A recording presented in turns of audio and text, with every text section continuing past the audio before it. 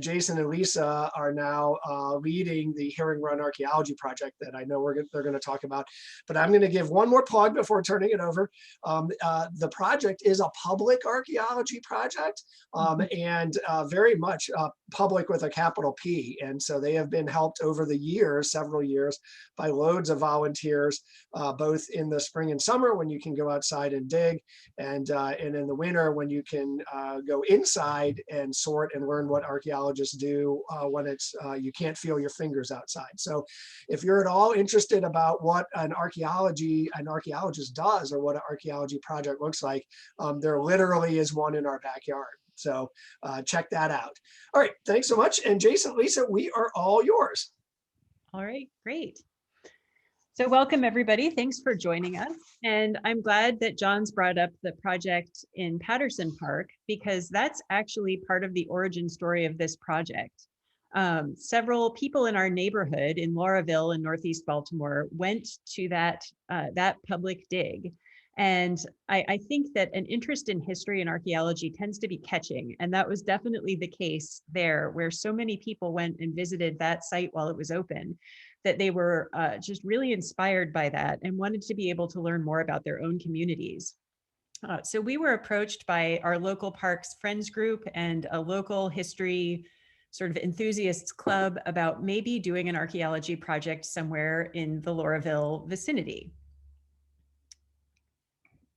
We're having, wait, go back. Okay, there we are. So where is that? Lauraville, one of the better kept secrets in Baltimore. We're in Northeast Baltimore between, talking about an area between Harford and Bel Air Roads, up near Morgan State University and Lake Montebello. And when we were first asked about doing something like this, we had been thinking about it anyway, because Jason and I both feel really strongly about doing archaeology that incorporates the public so that people can really see how their history is interpreted, found, and made, and that brings them into that process. So we thought about a bunch of different locations and ultimately settled on Herring Run Park, which is local to us and is obviously publicly accessible, but also because as one of the few areas of green space that hasn't been significantly altered since the late 19th century, it seemed like a promising spot to begin. So we decided, well, okay, first things first, we need a site that we can explore. And in order to find that, we decided, well, we're going to have to go get permission. We got permission to dig holes in the park for archaeological purposes, and we headed out. And we kind of anticipated that it would take us a while to find anything that would be worth excavating. However, we spent 2 consecutive weekends out there, one November and 2014. And on those 2 weekends, we ended up finding 11 sites in a fairly narrow slice of the park. This is just a small sampling of them. Several of them were pre-contact Native American sites, but we also had historic sites like the Hall Springs Hotel, which is in the Hall Springs entrance of Herring Run Park, Ivy Hill Mansion, which is a later 19th century property on the south side of the park. And then the site that ended up, we discovered, was Eutaw Farm. So let's talk about how Eutaw Farm was first discovered. One of the areas that we had identified as being a potential site to explore was the location of a mill. And on this map, you can see there's a little box pointing to former mill location. And this was a real no-brainer. There's a mill race in the park that goes from a bend on the Herring Run and then stops in this little conjunction area. And really following a mill race from a stream to its terminus is a great way of finding a mill location. Now, those are okay sites. Industrial sites don't tend to have a ton of artifacts. There's not a lot of material culture there for us to interpret, but it seemed like it might be better than nothing. So we were looking, we were poking around the location where the mill used to be. And right in front of us, as we were down there, there was this big hill, and hilltops are great places to find archaeological sites. So we crested this hilltop, came up over onto the surface, and there were artifacts that had eroded out of the ground near some tree roots on the side of the hill. And this is a picture of it. These were actually, many of these were taken the day that we found the site. In the upper left-hand corner, you will see that there's also a building foundation. We dug 3 shovel tests, just small test pits, just to see what the state of the site might be. And our third one, we found this, what appeared to be a stone foundation. So just given the proximity of where we thought the mill was, we assumed that this had to be a miller's house. So the mill worker who worked at the mill probably lived up here. There were artifacts coming out of the ground. Bonanza, okay, great, we've got a location. And so we decided to move forward excavating this site with the community. What quickly became apparent, even in our first field season, was that it was not a miller's house. You can see in this picture, there is a really substantial, it is over 2 feet in thickness, stone foundation. And one of our first test units, the square holes that archaeologists dig, came down partially on this really huge stone foundation and then descended over 4 feet into the ground. And over the course of that first field season, what we found was there was no place that we could dig where we were not in a massive cellar hole of a really huge, substantial building. And as we continued to dig with volunteers, I believe that we had over 100 volunteers and almost at least that many visitors during our first open house day. The artifacts that we were finding also didn't really jive with this is a miller. Millers did well, relatively speaking, financially, but the kinds of artifacts that we were finding were super premium, early to mid 19th century artifacts. So bespoke plates from Paris with gold paint on them, wine glasses, things that really spoke to an upper echelon of society that was not what we were anticipating finding. So our question after our first successful field season was, what is this ginormous place with these huge stone walls and a basement that seems to extend 60 feet across this landscape with all this fancy stuff in it? And to talk about how we figured that out, I'm going to throw things over to Jason. Thank you. So in addition to digging in the ground, we also dug through the archives. And we looked mainly at, first of all, land records to find out who the people who lived there and owned the property were. But then we also went through newspaper accounts, census documents, inventories, and luckily orphans court documents, which were abundant. One of the most amazing things about this is I've worked on a lot of archaeological sites, and we don't often have the amount of historical documentation that that was abundantly present on this site. So in doing our research, we were able to put together a timeline of both when Eutaw was constructed, which was in 1762, and when the primary family who owned and occupied the property were. And the first prominent owner was William Smith. He was a member of the Continental Congress during the Revolutionary War, but was also a prominent merchant, a flour merchant in Baltimore. He purchased the property sort of as like a country estate / retirement community village or farm in 1779. Around 1804, he decided to give the property to his daughter and her husband, Josiah Carvajal, who lived in Harford County. And it was essentially a ploy to try to get one of his many daughters, but the only daughter who moved far away from home, to actually come and visit more often. And it worked. They did eventually relocate here in around 1811, but and before that time, they would occasionally use the property when they were visiting the rest of the Smith family. But in 1812, Janet passes away after a long, prolonged illness, and Josiah doesn't really last much longer, about another 2 to 3 years. He passes away, at which time it goes to, the property is given to their son, Benedict William Hall, who inherited all of both Josiah Carvajal's property and portions of William Smith's property. Benedict passes away in 1843, and at that time, his family, which included 9 children, and his wife, basically shared the property, and the property stayed in Ann Hall's proprietorship until about 1851, when the last of the children, the only son, reached the age of majority, and at which point the property was then split into portions. By 1851, only 5 of the children survived, so the property was divided amongst those 5. Anne remained there until the mid-1850s when she passed away, at which point the house then went to William Carvajal, the son. Unfortunately, in 1865, the house burnt down during a party, apparently, and the news accounts, which are right here, indicate that there was possibly a christening party, maybe people were chestnutting, we're not sure. There's 2 different accounts, but what is certain in both accounts is that the house caught fire accidentally and was completely consumed. Nobody was hurt, nobody died, but the house was destroyed. And that is pretty exciting as an archaeologist, because often when we look at archaeological sites, it's sites where people left with an intention of leaving and taking their items, their belongings with them. This house, they didn't have that opportunity. So in a way, we have a snapshot in time, not only the lives of the people and the material culture they left behind up until 1865, but right in 1865 when the house caught fire.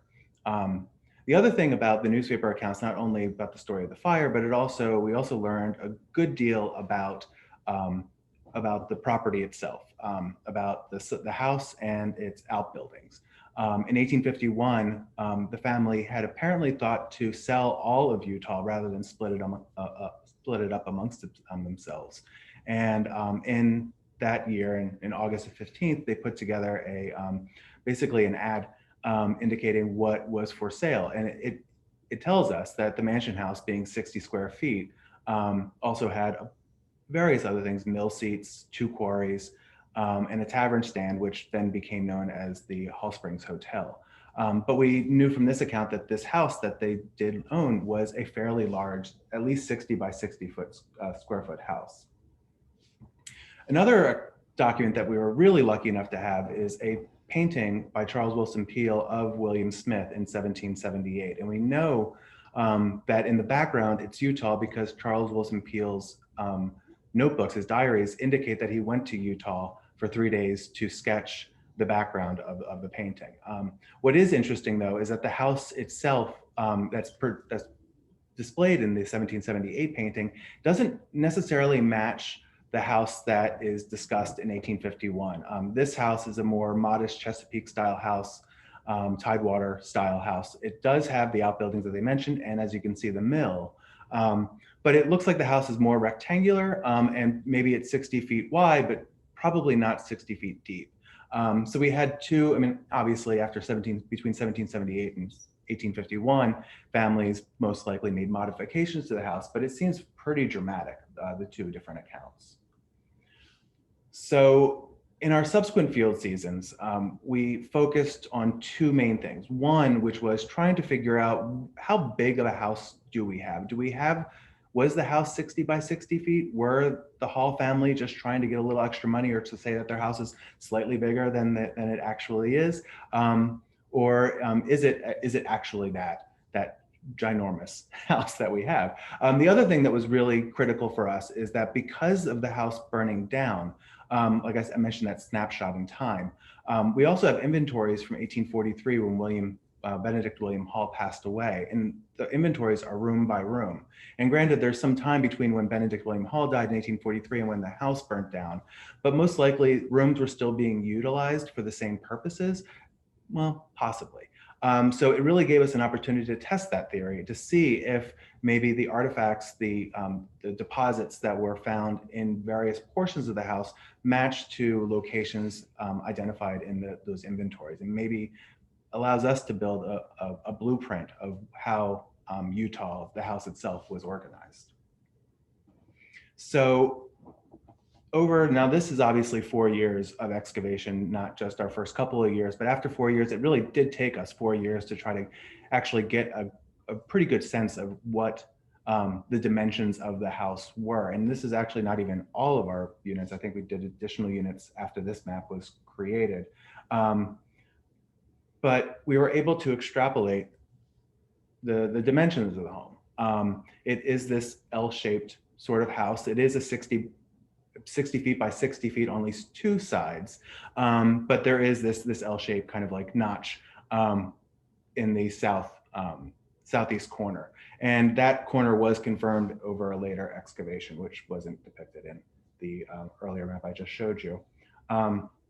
What's interesting about this also is it matches later 19th century maps of Eutaw, of the house, as opposed to William Smith's portrait. Also, while we were doing the archaeology, it wasn't just the foundations we were finding, it was the artifacts that we found as well. And we did find that depending on certain locations of where we were excavating, the materials used in the construction of the house actually varied by date.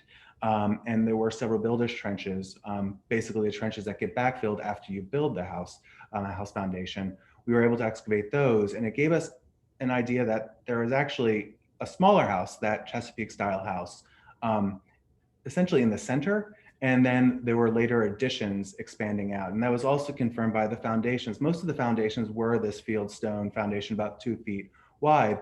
But as we got to, say, the northeastern portion of the house, where that kind of L comes off, the foundations were slightly different widths, and different materials were found in the builder's trenches, later materials. And the same goes for the southern portion, that southern notch. So it seems like the original house was actually kind of like that core northwestern portion of the house, of the foundation that we identified. Okay. So once we had established what the size and shape of the house was and had gotten a sense of the time periods when they were able to build and add on, and we now we can put people in the house at this point. And that's when a project gets really interesting and I think engaging. When you feel like you're the first person that has touched something since somebody dropped it in there right before the house burned down, that's a real moment of tangibility and connection with the past. And I think our latest field seasons have been really exciting because of that. And I will add, we have a second presentation I hope that we'll be invited back to give on the enslaved families of Eutaw, because we've made some huge breakthroughs in our research on that in the last year or so. But to get there, we had to figure out the organization of the house and an understanding of, the property records and things of the Smith and Hall families during the prime period of occupation before the house burned down. One of the first areas that we were really able to put an activity into this house was when we got down to the cellar in what is the southwest corner of the house. And in this picture, I know it's a little difficult to imagine based on our computer drawing here of the excavation, but you have this sort of blue rectangle there in the corner and these two square things sticking out. The two square things are likely a fireplace foundation. So we suspect that that's a location where a chimney was for the upper stories. And then that little blue thing was a thing the size of a bathtub that was excavated into the bedrock floor of the cellar. And while we have not been able to find any analogs for this, we went down to Wyoming, which is a house down in Prince George's County that really resembled the house that was shown in the 1788 Peel painting and was built around the same time. They did not have one of these. Some of the artifacts that we found in this cellar level really pointed to what this was. And what we found was the remains of a minimum of 36 individual wine bottles, and one wine bottle seal. And that wine bottle seal actually had the vineyard and the original purchaser of the wine marked on the bottle seal. So you'll see that that was Chateau Latour. If you're doing pretty well, even in pandemic times, you can probably still buy some. I've heard it's excellent. We will never be able to afford it. But it was also Thomas Jefferson's, one of his favorite vineyards. There were a number of wine bottles down there. We suspect that that bathtub-shaped depression was probably some sort of a cooling facility. It was a subfloor pit. It may have been cold storage, root cellar, something like that. But we definitely have some sort of food and or wine storage going on in that southeast corner. On the upper stories, which we were able to differentiate because there was a layer of what appeared to be burned floorboards between one stratum and the next, it appears that there was a bedroom, and we had artifacts like perfume bottles, not prescription, they didn't have prescriptions back then, patent medicine bottles. There was a little opium bottle that we found from those upper stories, and personal items like buttons, pins, jewelry, hair ornaments, and things like that.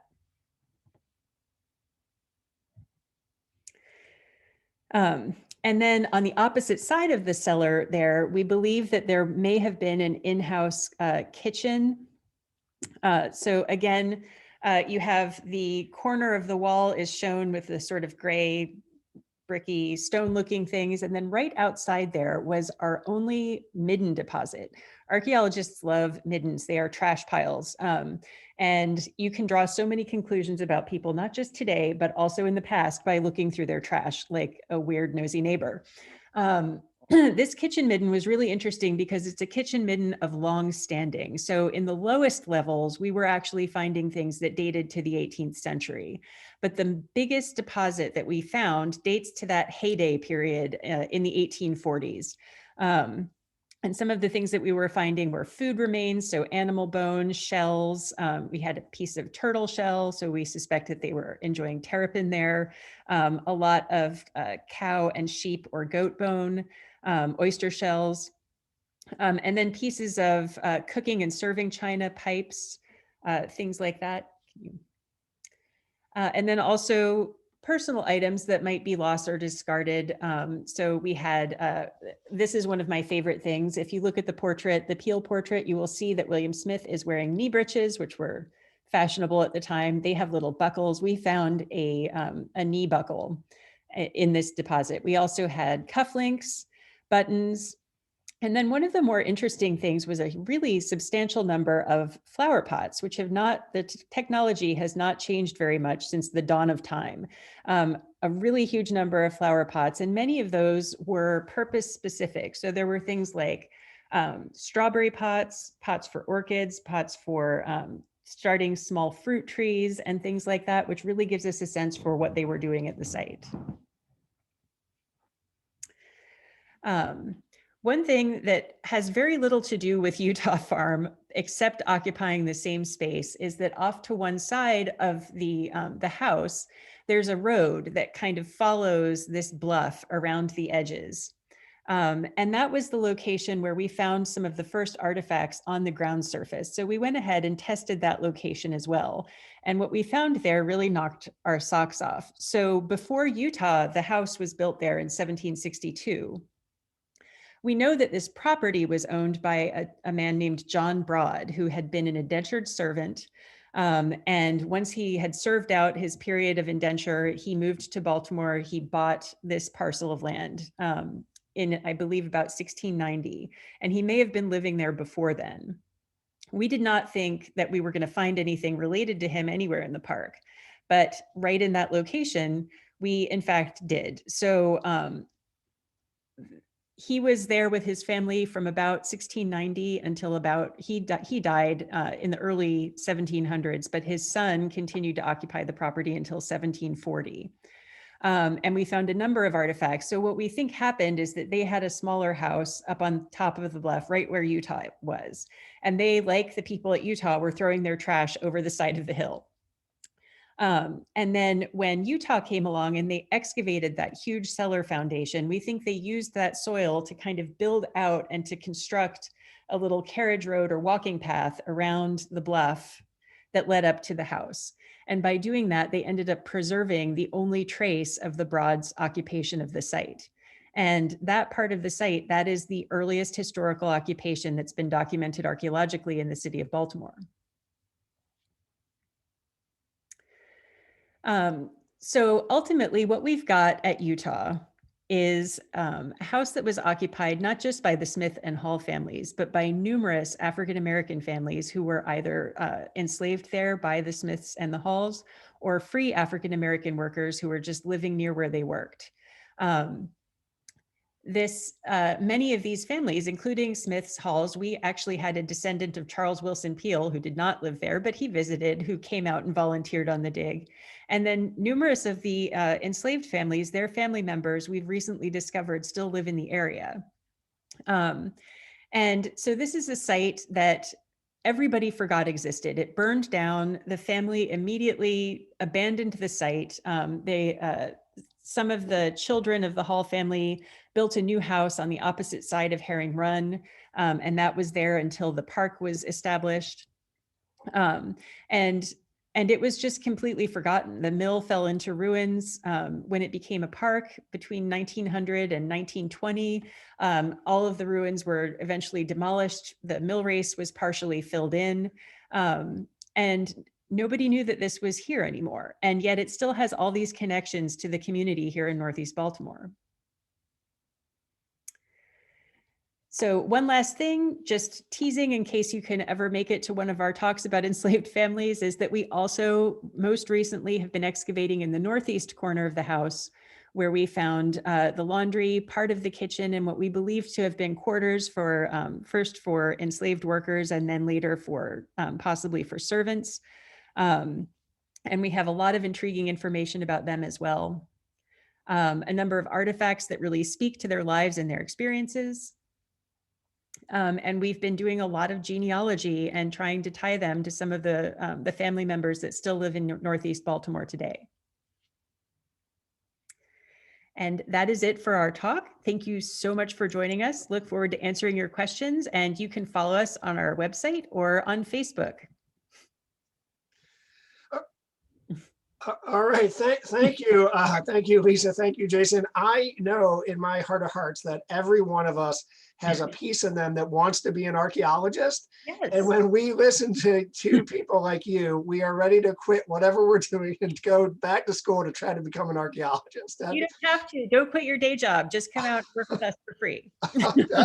Excellent. You got it. I think you're going to get a lot of volunteers, and you totally committed yourselves to giving a second talk about enslaved folks at Eutaw. That's really exciting. Yeah.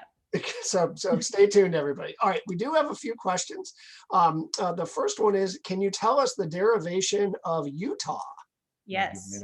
Yeah, Jason will do that. Yeah. So Eutaw was named after the one Eutaw Street in Baltimore, and then also Eutaw Farm is likely all named after the Battle of Eutaw Springs, a Revolutionary War battle that was, historians argue, was just a stalemate. But Americans at the time took it as being a victory because it was one of the first battles where the Americans didn't run away. We actually held our ground. So why would we have a battle that took place down south be commemorated in Baltimore? Well, one of the heroes of the Battle of Eutaw Springs was Eutaw Holland Williams. Eutaw Holland Williams was married to William Smith's daughter. So it seems that William Smith named his farm after his one son-in-law, and then instead of giving it to him, he gave it to his other son-in-law, who was also a Revolutionary War veteran. Excellent. All right, we've got one more, and everybody who's still hanging in there with us, if you've got a question, put it in the little bubble called Q&A. I think that's where we'll read from. But we've got one. Were there any efforts by the family to rebuild the house? I take it after the big fire. No, actually, not that we can tell. So when the Halls had a very terrible time of insuring their property properly. So they owned a mill around the same time that also happened to burn down, and they underinsured that. So they never really were able to rebuild the mill. It became the Columbia Cotton Mill. The people renting the mill insured properly, and they were able to recoup all their costs. But as far as Eutaw, the house, it was only insured for like $3,500, and I think the damage were far more significant than that. It was also kind of like the twilight years of Eutaw. The kids, all the daughters had remarried or had married and relocated to their own homes. The William Carville Hall, who owned the property, was not married at the time. And prior to the Civil War, he was actually renting a house downtown. So after the house burnt down, he actually went to go live with his sister. Eventually he married, and he and his wife lived with his sister and her husband. And then both of their spouses passed away. And then, for as far as I can tell, both William Carville Hall and his sister lived in the house together for a substantial amount of time after that. So yeah, but they never rebuilt that house. One of the daughters, as Lisa had said, one of the daughters with her husband actually built another house across Herring Run called Ivy Hill. And that was around until the Olmsted brothers were converting Herring Run into the park. Excellent. All right, we got a few more here. We are going to be cognizant of our. We've pledged half an hour on these talks, and I think we've kept it to half an hour exactly 0 times. But we're gonna try. We'll try to keep it close to half an hour here. But we have a few more. One was there any farming done on the property? Yes, there was. So we've struggled a little bit with how to refer to Eutaw because it was a farm. It was also kind of an estate. William Smith had a townhouse downtown. Most of the halls had city properties as well. So in a sense, it's a country retreat. It has some of the characteristics of something like a plantation, but it's much smaller. It seems to have been focused on not providing produce for the greater world, but more scientific farming or provisioning itself for the local area. But yes, there was farming done on the property. Cool. All right, then what we got? Final one, I think. Well, 2 more here. What did they want? We're going to conclude with: are there any digs scheduled for this coming year? So that's going to be the last question. But Okay. before we get there, why did they want to sell the house in 1851? Yeah. So I mean, that's a good question. I mean, so the house, the property itself was one of many properties that they owned, and when Benedict William Hall passed away in 1843. It seems like their livelihood, as far as their financial livelihood, kind of diminished at that point. The Orphans Court documents that kind of indicate what the children were getting as far as an allowance for their education and the upkeep of the house was starting to strain the finances. So I think in 1851, it was partly a financial reason. I think it was also partly that they didn't know how to divide it up. The eventual distribution of land started in 1851, but it didn't actually conclude until William Carville Hall's death in 1879. So I think it was just what's the most equitable way to divide the property amongst the children. And in 1851, when William Carville Hall reached the age of 18, that's when they could first do it. It didn't happen. They ended up holding on to the property, obviously, until 1879, and the house burning down, in 65. But they did try renting out the property on numerous occasions over those years, as well as the other properties, the Hall Springs Hotel. They had some tenancies that were on the property, and fisheries off of Spasudi Island. So they were just trying to maximize, I guess, their rental income. All right, I lied. We're going to squeak 2 more in here real quick before the one is, are you and I'm going to reinterpret this, because the question is, are you planning any further Baltimore area projects? And the reinterpretation is, how can we convince you to consider a further Baltimore area project? So we'd really recommend, we're also working with the Natural History Society of Maryland. A very good friend, volunteer, and archaeologist, Ilka Knuppel, is the president of the Archaeology Club there. And we are working with her to do some work at the Loch Raven Reservoir. So there will be volunteer opportunities with us and with the Natural History Society there. We are also not done in Herring Run Park, so we are planning additional field seasons, yes. But we don't have anything scheduled yet because of COVID-19. So we're working on it. Stay tuned. We will have more information, but we're working really hard to bring more fieldwork opportunities to people in Baltimore. And it looks like there's also one little question: any documentation to how many slaves were there? Yes. Come back for part 2 of our talk. It is extremely exciting. The story is mind-boggling. It is really incredible, the work especially Jason has done doing this research. So yes, the answer is yes. Awesome. All right. Well, thank you again. And I guess I'll keep my day job for now, but hopefully pandemic subsides and we can all get our little archaeology gene going again here. So, all right. Thanks so much, everybody, for staying tuned. And we will hopefully see you next Friday at 1. And Jason and Lisa, we will see you on a future Friday for sure to talk about the enslaved folks at Eutaw. Nathan, are we good? I think we are. Thank you. All right. Having Take us. care, everybody. Have a good weekend. Yeah, Yeah, you too. You too. Bye-bye. Thank you.